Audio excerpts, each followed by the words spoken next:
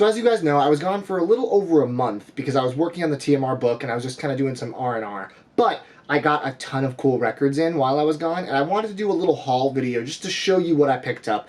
They are already pre-opened, so I'm not going to be opening the packages in this video, but that's just a waste of time anyway. I put aside my favorite things that came in. I just want to give you guys a little peek at what I've been spinning during my break. If you haven't already, it'd be awesome if you'd like this video, hit the red subscribe button, and turn your bell notifications on so you don't miss out on any weekly videos I put out. First up, I'm going to talk about Charlie Bliss Guppy. So this was actually recommended to me because of a service that pressed this. It's called Bandbox. It's basically just a subscription service, much like Vinyl Mood, Vinyl Me Please, where every month you get to pick a record. But the little bonus they have, which is awesome, is they give you a zine, depending on whatever record you pick, that's a little full-color magazine explaining about what the release is, which is awesome. It's like interviews with the band, a little backstory about how it came to be. And I had heard about Charlie Bliss, but I never picked it up. This is the limited version, limited to 300 it says, and it comes on this really nice pink wax. And I listened to this record and I fell in love with it. It is such good female-fronted power pop with that kind of grungy and garage rock edge to it. It's unbelievably catchy, and it's really just a powerful, strong record. I was blown away by this, and I can't wait to see what else Charlie Bliss does moving forward. Just a really pleasant listen. I looked and saw what the next Bandbox exclusive record is, and it's Death Cab for Cutie Plans, which is actually, as you guys know, in my top 100 records of all time. And it's on colored vinyl for, I believe, the first time, so very exciting stuff coming from them. Check it out. I managed to pick up Junta, the reissue by Fish. Really like this record. Their first studio album, a little strange, but good strange. The jam bandy stuff isn't over the top. There's definitely a couple long jams on the record, but it's just a really fun, kind of like indie pop record, a little jazzy at times. This is on this really nice black and white splatter, and it sounds terrific. I've been waiting for this to get reissued for a long time. The originals go for quite a bit of money, and I think this one already is sold out of print, and going for kind of a lot of money as is. But this is a really nice trifold in the middle, so you get to see all these nice little liner notes and lyrics and good stuff like that. The packaging is great, the pressing is great, it looks great. I couldn't be happier with this. Then we have George Clanton and Nick Hexum. George Clanton, of course, is vaporwave legend Esprit, also known as George Clanton, and Mirror Kisses as well, so lots of aliases from him. And Nick Hexum is from 311. I'm not a huge fan of 311, but I will say that George brought out the best of Nick Hexum, because these songs are just the feel-good songs of the summer. They're vaporwavy, they're poppy, they're really just a fun listen. It reminds me of like listening to something at the beach. And the first song is called Aurora Summer. So this is just a really fun. I like that it has like a little window in the middle. That's cool. It's on this pink with yellow splatter. So overall, just a really solid listen, and I was very impressed. I liked the singles, but the whole album lives up to it. An unlikely combination of artists, but it definitely works. Something I didn't know existed till recently. This is Tokay, which is the lead singer of the ska band Streetlight Manifesto, taking a bunch of Streetlight songs and doing them acoustically. So it's called Streetlight Lullabies. And shockingly, this is an awesome listen. His voice goes really well with the singer-songwriter style music. And a lot of these songs, when stripped down from their really ska, sax and trombone heavy versions that are on the album, are super beautiful, and you can really kind of appreciate the lyrics more. I picked this up from, I believe, his web store. I think people were trying to charge more on Discogs, but I did my research and found that it is still in print, so I'd grab it if you like Streetlight. And let's talk about a label I really enjoy called Respawned Records. This is for you video gamers out there. They have been putting out some really awesome releases thus far, including this one, which I've showed off before, but this is a slightly different version. This is their GoldenEye 007 Orchestrated, which I think is a just killer pressing. It sounds great, and it also is just super nostalgic, but done obviously with the orchestra, so it's a little different than the original soundtrack. So this is actually the friends and family version of this release. I was lucky enough to get one because the guy who made these is Chris from Romanus Records, and we're buddies, and Respawned, who I'm a big fan of, okayed him to make me one because I've helped talk about the label and I support the releases, and I guess he was just kind enough to let me get one of these beautiful, liquid-filled, blood splatter GoldenEye 007. I love this. I mean, there couldn't have been a better variant for this in terms of matching the feel of the game, which obviously is very violent because you're James Bond. This is Vex. Vex is a game from the PlayStation 2, GameCube, Xbox era. An adventure game following this little guy and his quest for vengeance. And the soundtrack is pretty epic. It's awesome. And this is just a really great packaging, too. This is depicting one of the battles in the game, I believe the final battle. The variant itself is also very well done. It's this really nice kind of greenish, hazy, black mixture. Respawn wanted me to let you know that if you guys would like to purchase this from their site, he's giving Too Many Records fans a coupon code. So it's Too Many 25, all caps, and 25% off. We got Polk.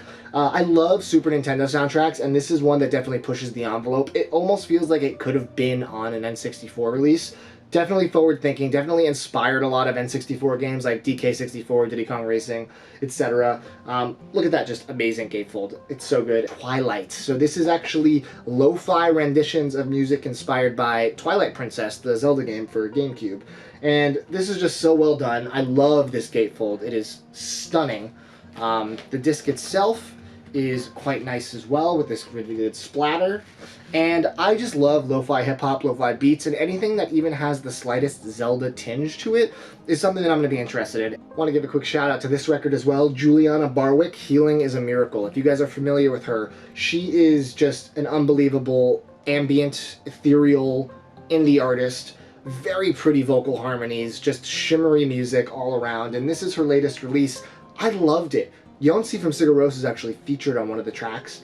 This was one of my favorite things of the year. It might even make my top 10. I gotta listen a few more times, but yeah, awesome. This right here was very hard to track down. The Bo Burnham created film 8th Grade. The soundtrack was done by Anna Meredith, and it is one of my favorite film soundtracks in a long time.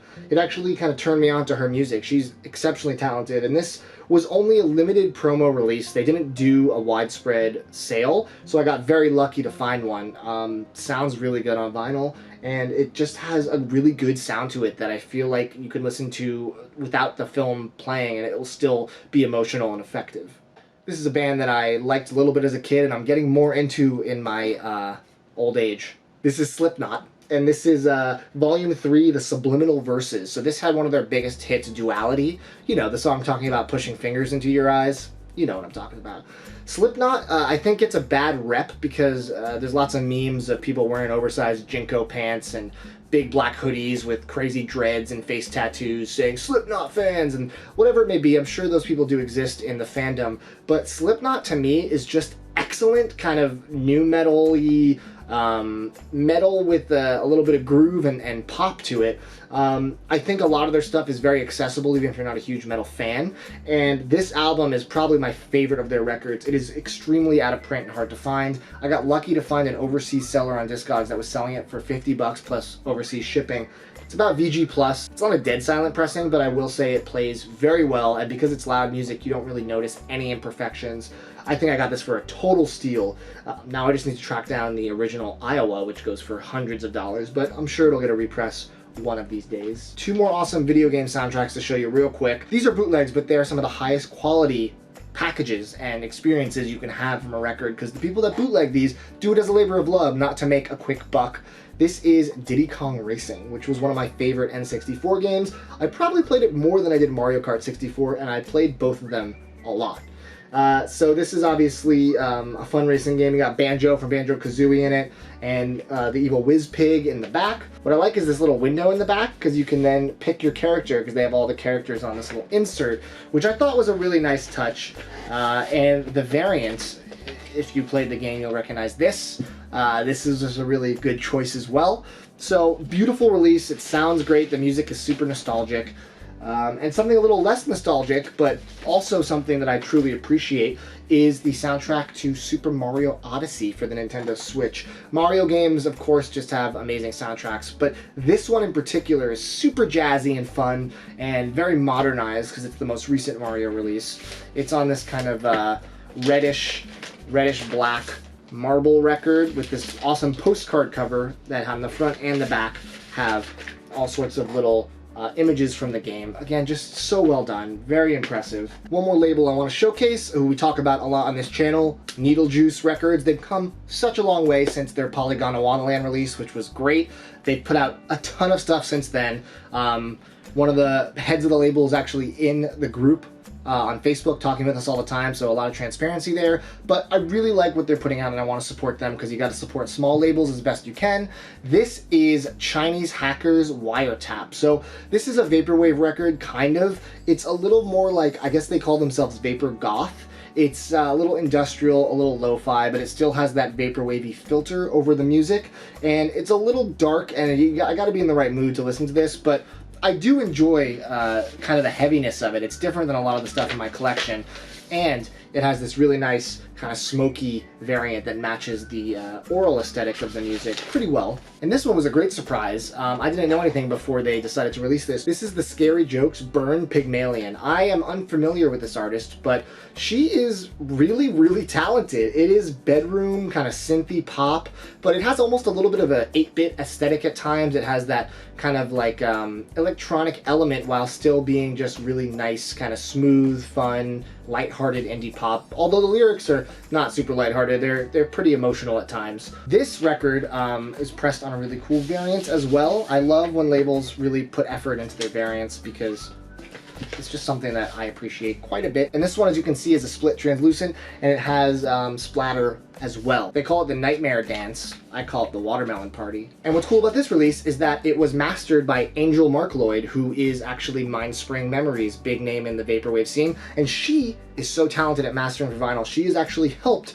with about 3 of the TMR record label releases, getting them ready for vinyl. So big shout out to her. Great job with this record as well. And then we'll end with 3 electronic kind of prettier albums that I found that I really did enjoy, and I want to make sure you guys have a chance to listen to. This is 3/6 wave variations. Again, I never know if it's 3/6 or 36, and I know Ryan Dye is laughing at this video and telling me it's the opposite of whatever I said. Just an absolutely lush, beautiful, minimal ambient record, just gorgeous soundscapes. I think maybe my favorite work of his to date. Really, really like this, and it came on this Coke Bottle Clear, which was a good touch too. I finally tracked down Fortet New Energy. Fortet is one of the most prolific artists maybe ever. The amount of albums that are of quality that he's released within the electronic genre that have ranged from really intense housey in-your-face stuff to really minimal ambient stuff is awesome. This one in particular is a little more lush and synthy and pretty than some of his past releases. I really, really enjoyed this, and it was hard to find this for a while. It sold out pretty quickly, and a lot of the original run actually got damaged. A lot of warping and stuff like that. But this one is clean and sounds great, and I'm very happy I found it. Fortet really can't miss. And the last thing I'll show you is a bootleg, and if there ever is an official version of this, I'll buy it in a heartbeat. But I happened to stumble upon this. This is a bootleg of Tycho, The Science of Patterns. This is the first official release that Tycho ever put out, and it was a CD-only release, CD and digital, I believe. The CD is extremely expensive if you want to try to find that. It is out of print, and it is such a good compilation of songs. It's only 5 songs, but the track list goes for a fair amount of time because there are 2 6-minute songs, a 5-minute song, and then 2 roughly 4-minute songs on here. So it's a good listen, and it's a good kind of stripped back version of where he went later in his career with Dive and maybe a little bit of that kind of epoch sound as well. Really pretty at times, really kind of like in your face electronics that are very catchy. I love this release, and I really hope it gets a full actualized non-bootleg, even though this sounds pretty good for a knockoff. So that is what I picked up, except for obviously the video that I put out earlier this week, which if you haven't seen, it is the greatest pickup I've ever made. So make sure you check that out if you haven't. Thank you guys for watching this channel. Big announcement coming on Friday. Keep watching, keep spinning, and we'll talk soon. Take it easy.